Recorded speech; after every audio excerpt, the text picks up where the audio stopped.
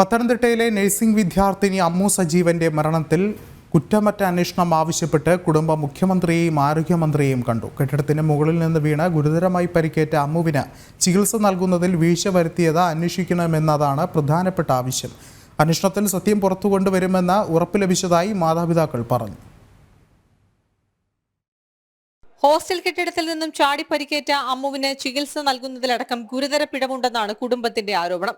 Pathanamthitta general ആശുപത്രിയിൽ എത്തിച്ച അമ്മുവിന് ചികിത്സ നൽകുന്നതിൽ ആശുപത്രി അധികൃതർ അനാസ്ഥ കാണിച്ചു, സമയം നഷ്ടപ്പെടുത്തി. ഇത്രയും ഗുരുതരമായ പരിക്കുകൾ ഉണ്ടായിരുന്ന കുട്ടിയെ ഏറ്റവും അടുത്ത് വിദഗ്ധ ചികിത്സ ലഭ്യമാകുന്ന ആശുപത്രിയിലേക്ക് കൊണ്ടുപോയില്ല.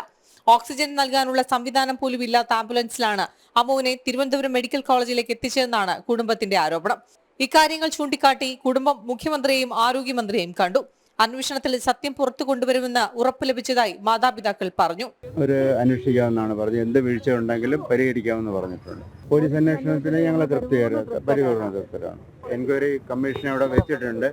അത് ഈ 3 കുട്ടികളുടെ കയ്യിൽ നിന്നുള്ള മൊഴി അല്ലാതെ ബാക്കി എല്ലാവരുടെയും മൊഴി എടുത്തിട്ടുണ്ട്. അതിന് 2 ദിവസത്തിനകത്ത് ബിന്ദുവാണത്തിന് റിപ്പോർട്ട് കൊടുക്കുമെന്ന് പറഞ്ഞു.